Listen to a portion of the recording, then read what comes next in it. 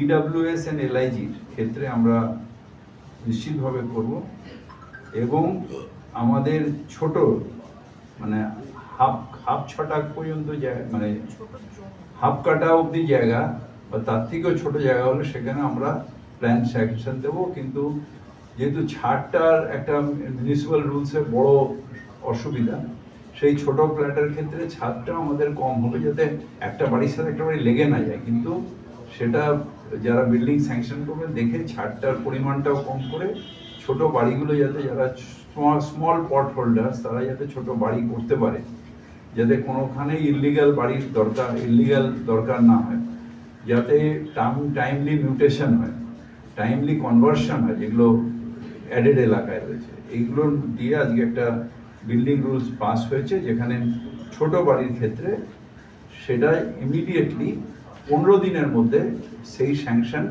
Calcutta municipal কর্পোরেশনকে দিতেই হবে। Online, সবটাই অনলাইন। বড় বাড়ির ক্ষেত্রে সেখানে এমবিসিতে যেরকম হয় এমবিসিতে হবে, যা নিয়ম আছে। কিন্তু ছোট বাড়ির ক্ষেত্রে একেবারে প্রম্পট, তার মধ্যে যা যা দরকার আছে সব করে ক্যালকাটা কর্পোরেশন সেই প্ল্যান স্যাংশন করে দেবে। আচ্ছা, আগের বিল্ডিংগুলো কি এটা প্রভিশন ছিল না, ছোট প্রভিশন ছিল না, সেগুলো আমরা এটা স্কয়ার ফিট হিসেবে ধরো 500 স্কয়ার ফিটেও আমরা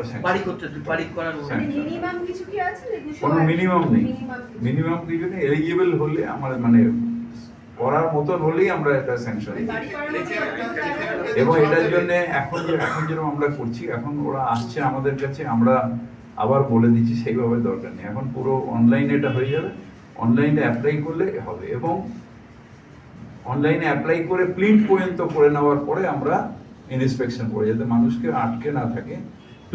প্রিন্ট মানে ভিত অবধি তারা করে নেবে, তখন আমরা ইন্সপেকশন করে দেবো যে ঠিক আছে কিনা।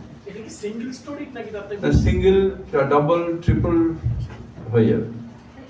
ছোট প্লটের উপর যেটা আমাদের আইনে যেটা আছে 15 মিটার, কতটা ছাড় দিতে হবে সেইটা, সেই ছাড়টা ছোট জমি অনুযায়ী, এখানে লেখা রয়েছে জমি অনুযায়ী আমরা ছাড়টাকে ঠিক করব।